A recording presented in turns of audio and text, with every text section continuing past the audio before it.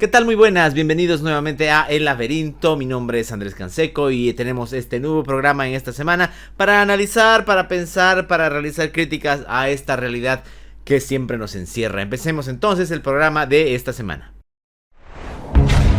La Voz Universal TV presenta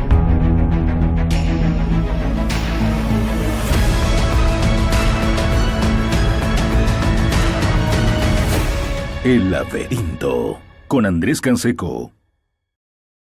Bolivia ha roto relaciones con Israel. Y aquí podríamos caer en la tentación, pero no lo haremos, de comentar todo este asunto que hay entre Palestina e Israel. Un asunto que es mucho más complejo de lo que parece.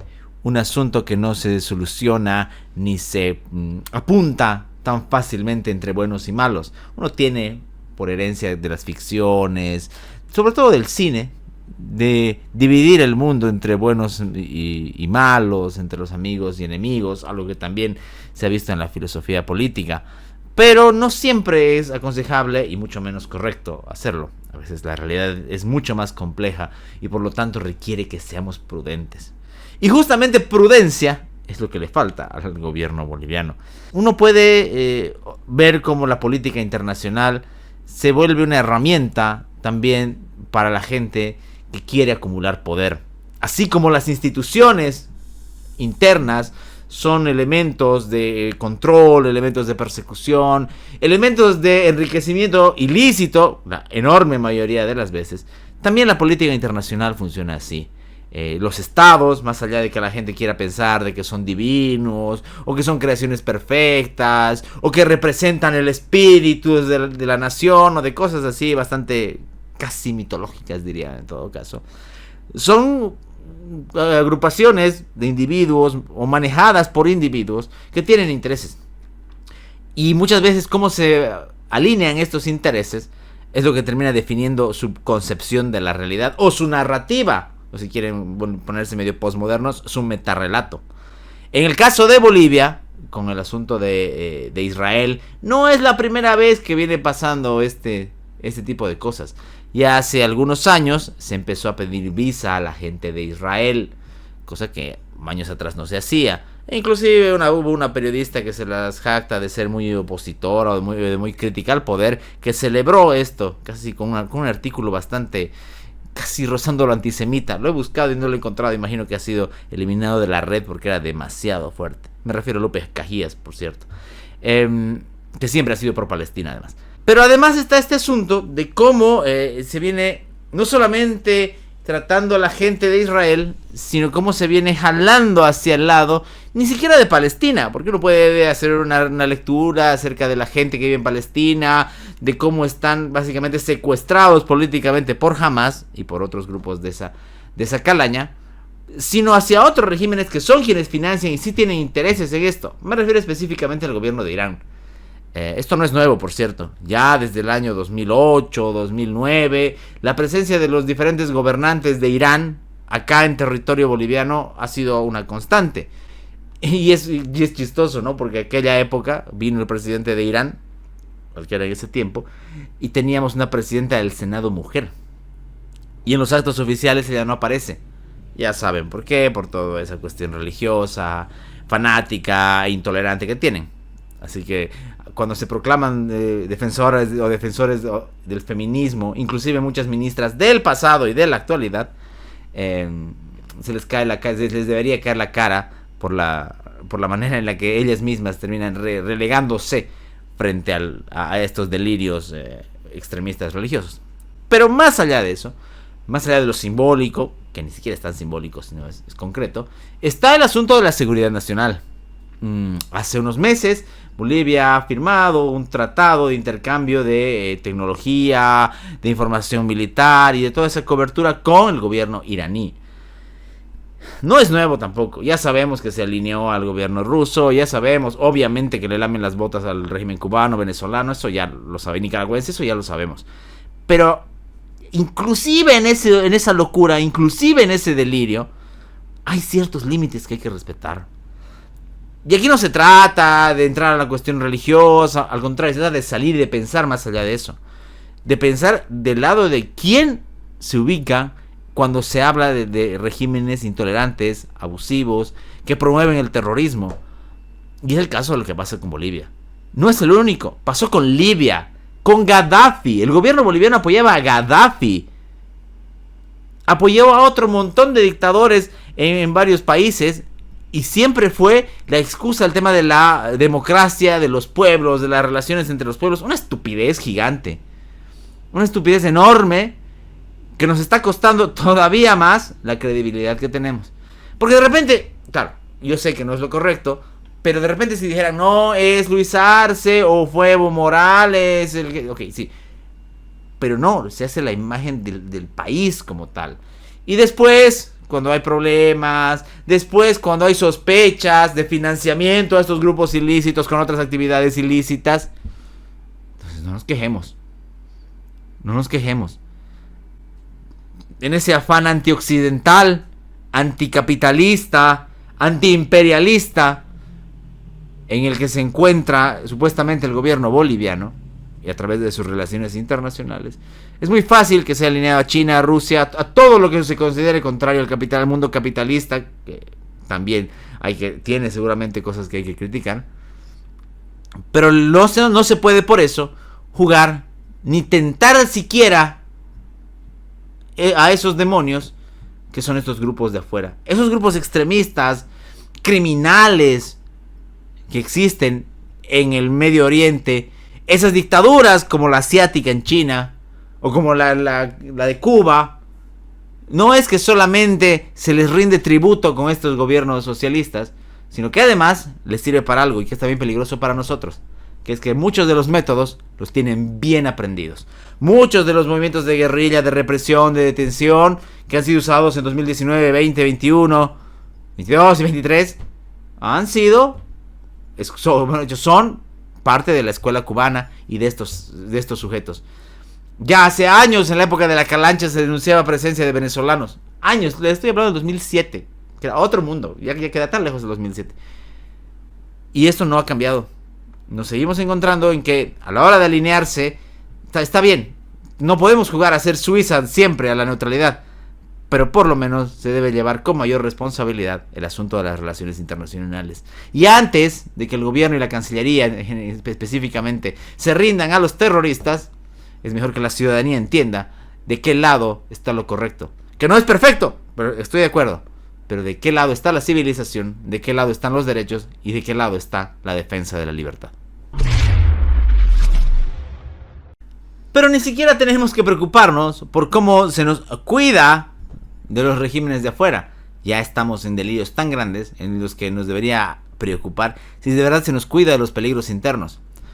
Más allá del asunto del narcotráfico, más allá de las organizaciones criminales que operan en Bolivia impunemente y a veces con el impulso del Estado, ya es la misma seguridad ciudadana la que no tiene cabida cuando hay ciertas manifestaciones de gente a la que el gobierno o apoya o no se atreve a reprimir. Y es el caso de lo que ha ocurrido esta semana en la ciudad de La Paz. Grupos de mineros han azotado la ciudad, están azotando la ciudad de La Paz. Pero más allá de sus demandas, que son completamente irracionales, quieren quedar libres varios de ellos de controles ambientales y seguir dañando la naturaleza, que de por sí ya está un desastre su estado acá en Bolivia. Está la forma en la que ha operado el Ministerio Público y la policía. Porque resulta que no pueden hacer otra cosa más que vigilar las instituciones públicas. La policía se encargará de cuidar las instituciones públicas. ¿Y qué pasa con la gente? ¿Qué pasa con el ciudadano que tiene que ir a trabajar, que casualmente o lamentablemente para él vive en una calle o una avenida por donde se les ocurrió bloquear a estos ya de por sí nada benevolentes sujetos que con dinamita en mano azotan la ciudad? Claro, seguramente hay o por una parte el miedo, pero por otra parte la conveniencia política. Más aún cuando se viene este tiempo en el que ganar a los movimientos sociales, entre comillas, porque ya hemos dicho que muchos de ellos no son movimientos sociales, sino son grupos de choque o corporativismo del más duro que hay, no se les animan entonces a reprimir. Claro, y entonces, ¿para qué pagamos impuestos? ¿Para qué le descuentan a usted un impuesto cada año por su casa, por su auto, o por su negocio, o porque paga cada mes, o porque está en su factura siempre un IVA? ¿Por qué? Si a la hora de la verdad, cuando ese dinero tiene que ir en parte para la seguridad, la policía va a decir, no me meto. Es como, obviamente es menos grave, pero es como lo que ocurre acá en Santa Cruz. Cuando hay algún delito que consideran los efectivos policiales que no es importante, según su óptica, aunque sea su deber estar presentes, no lo hacen. Entonces, ¿para qué pagamos impuestos? Para que el policía diga, no podemos hacer nada, o no queremos hacer nada, o ni modo, o peor aún, para que se hagan los de la vista gorda, como en La Paz. Ese es el tema también. Y va más allá de la credibilidad de la policía. Va en el sentido de lo que es y para qué está creada. ¿Para qué hay un ministerio público? ¿Para qué hay fiscales? Ah, claro, pero cuando se trata de perseguir opositores, cuando se trata de lanzar estas cositas como nos bombardearon a principios del año 2023 en el Cristo, ahí sí aparecen. Prontos. Ahí aparecen los de inteligencia, ahí aparecen los otros, para movilizar gente y cuidar los cabildos del presidente Arce, ahí sí aparecen. Pero para cuidar a la ciudadanía, no lo van a hacer. Y es triste porque si algo le quedaba a la Policía Nacional y a todas estas instituciones de credibilidad en estos últimos años, yo creo que ya no hay más. Ya la única oportunidad, inclusive histórica, que se tuvo en 2019 se cayó por responsabilidad de varios, no solamente del movimiento del socialismo, hay que decirlo. Pero no habrá más. Entonces el ciudadano ve como cada mes se termina quitando dinero de su bolsillo para que un policía diga, no puedo hacer nada, mi labor es solamente cuidar edificios públicos. Así es, ridículo, patético, así es Bolivia. Y es tan ridículo y patético también este aire que respiramos, y aquí no es metáfora, aquí sí aplica el término literalmente, se dice literalmente, no literal, en que justamente hace un par de días salía un post en una fanpage de una de las oficinas estatales en las que se celebraba haber controlado los incendios y ponían la foto de un helicóptero apagando incendios. Es tan estúpida la realidad, realmente, que primero que lo postean y a los 2 días siguientes volvió el humo, por cierto, al día siguiente volvió el humo. Así de absurdo es todo. Y segundo, que festejan haber apagado un par de incendios, que en realidad fueron más las lluvias que ellos. Y encima, descaradamente, cuando fueron ellos, en parte, los cómplices de ese desastre ambiental que hemos vivido semanas atrás. O sea, a ver, pongámonos en la situación clara. No es que había un pequeño humo. Éramos una de las ciudades más contaminadas del planeta. En un momento creo que fuimos la ciudad más contaminada en cuanto a índice de calidad del aire del planeta. Y aquí las facturas políticas y sociales deberían pagarlas varios. No ambientales, porque eso no vuelve. Pasan años hasta que se recupere la naturaleza. Y hay gente que seguramente tiene muchas intenciones nobles de hacerlo y está muy bien, pero va a tardar. El gobierno central, lógicamente, porque pues, para eso es ese estado omnipresente y omnipotente que quieren, así aparatoso y burdo. El gobierno departamental, que igual trató de sacar ventaja política de aquello, donde tenía que ser la famosa frase de por orden de nuestro gobernador, que no sirve para nada esa frase, ya es un mantra absurdo. Y los gobiernos municipales, que también deberían tener control. Lo mismo la sociedad civil, gente que cómodamente quiere chaquear para ahorrar dinero y no se da cuenta del desastre del que suma. Porque es como todo, ¿no? Dicen, no, es un pequeño terreno, unas cuantas hectáreas que suman, y que encima se descontrolan, porque ese es el problema, que luego no pueden controlar los incendios, peor en esta época de sequía. Hay también una franja de los empresarios que también son cómplices de esto. Por eso a mí me parece tan absurdo, y es una tradición muy fuerte en estos meses de octubre y noviembre en Santa Cruz y en Bolivia en general, tratar de volver todo bien binario, no muy maniqueo. Son ellos los del occidente los que queman, dicen unos, porque odian la naturaleza verde, y los otros dicen, y los socialistas dicen, no, es el malvado capitalismo. Y la verdad es que, como decíamos hace rato, es mucho más complejo que eso.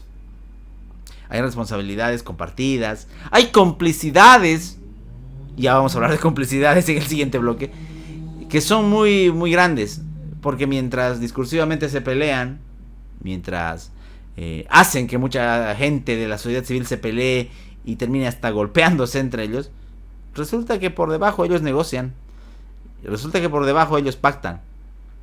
Y pactan con el medio ambiente, pactan con el agua, pactan con lo verde, pactan con el aire. Sí, lo hacen. Lo hacen los alcaldes cuando otorgan permisos para urbanizaciones en los acuíferos, en las poblaciones cercanas, llámese Porongo.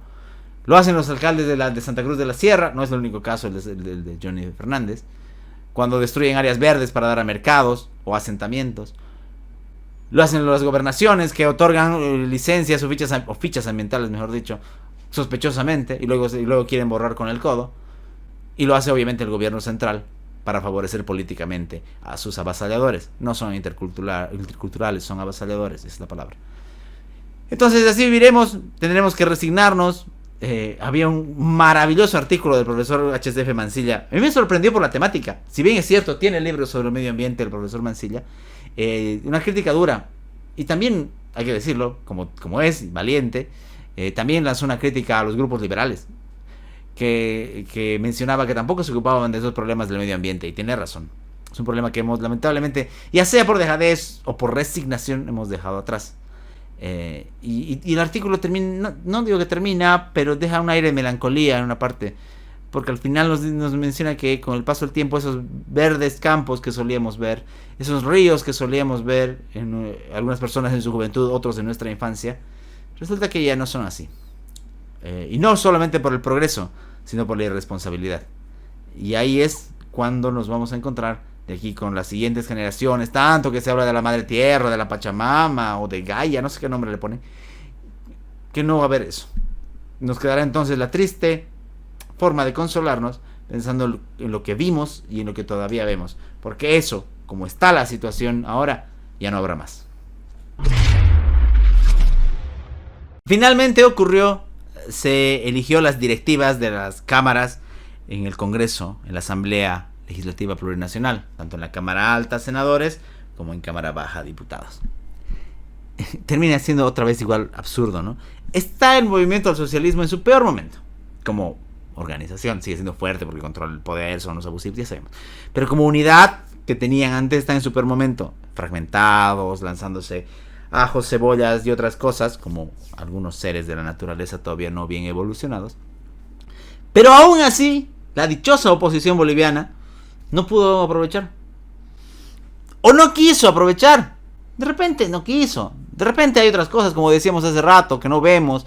Pactos, alianzas, arreglos, cargos. Para nadie es un secreto que hay cargos a disposición en las directivas. O como hay en el consejo, en los municipios. Para nadie es secreto. Pero lo concreto es que no pudieron.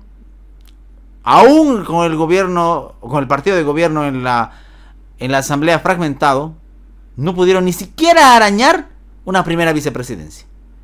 Ya ni de qué decir de la presidencia de alguna de las cámaras. Fue ratificado a Rodónico Rodríguez en el Senado y Guaitari en la Cámara de Diputados salió electo venciendo a Jerjes Mercado. La oposición tiene como gran cosa 2 segundas vicepresidencias que siempre le correspondieron. Siempre le correspondieron. Entonces, ¿dónde está el rédito político? ¿Dónde está la habilidad? Claro, porque cuando uno está acá frente al micrófono, frente a la cámara y hace observaciones, y estos sujetos que usan las bandas de oposición, ya sea de la bancada digna entre comillas, de Queremos, o de la gente de Comunidad Ciudadana, se enojan, ¿no? Dicen, no, es que estos son unos opinadores, ellos no saben, nosotros estamos dando la cara. No dan la cara, dan otras cosas. Y inclusive muchos colegas suyos, como el diputado Roca, lo ha denunciado, diciendo que cómo es posible que siendo fragmentado el MAS ellos no puedan sacar ya ni siquiera la presidencia, sino una primera vicepresidencia. ¿Dónde está la habilidad de formar planchas? ¿Dónde está la habilidad de sacar rédito político? Se los comieron vivos o se dejaron comer. Y fíjense lo interesante de esto, ¿no? En el caso del Senado, la negociación fue un compromiso de 9 puntos firmado para que la Asamblea trate algunas leyes en la agenda venidera. ¿Alguien en su sano juicio cree que Andrónico Rodríguez y el MAS va a respetar un acuerdo? Por más escrito que esté. ¿En verdad son tan inmaduros? ¿En verdad son tan inocentes? ¿O de verdad nos quieren hacer creer que son inocentes y en realidad son demasiado calculadores y están sacando beneficios de esto? ¿Ustedes creen que Andrónico Rodríguez va a hacer algo por la justicia, como dice el documento? ¿O que va a hacer algo por los presos políticos, por las quemas? ¿En serio? ¿En serio en ese nivel de estupidez está la oposición boliviana? Miren que hemos tenido opositores malos. Vamos rápido. De 2005 fue la gente de Podemos, que había todavía algunos con habilidad. Del 2010 empezó la gente de Convergencia Nacional, con la alianza de Manfred con Leopoldo. Ya ahí empezó a decaer todo. Después vino Unidad Demócrata, que tenía un par de elementos, pero terminó haciendo estupideces en el gobierno transitorio. Y ahora estamos con la gente de la supuesta bancada digna de Creemos y de Comunidad Ciudadana, muchos de ellos que ya se vendieron hace tiempo al MAS. Entonces, ¿qué nos ha quedado? Claro, nos quedan unos 3 o 4 diputados que repiten. ¿Por qué? Porque consiguen hacerse llamar plurinominales o porque tienen su circunscripción ganada. ¿Pero qué nos queda? Dígame, no seré tan extremista. Hay algunas excepciones, sí. Pero como cuerpo legislativo, como fuerza, como bancada, esa es la palabra, ¿qué han hecho? 4 años han pasado desde que se fue Evo Morales en el 2019 y 3 años desde que Luis Arce está en el poder. Y dígame, ¿alguien les convence? Salvo contadas excepciones, alguna bancada los convence para decir, ok, estos diputados sí, ni digo lucharon, ya defendieron más o menos los intereses de la gente. No, y por eso es que después aparecen los hijitos de tal abogado, aparece el ahijadito de tal concejal, o la hijada de tal diputada, y aparecen en las listas. Y, oye, ¿quiénes son estos? Así es.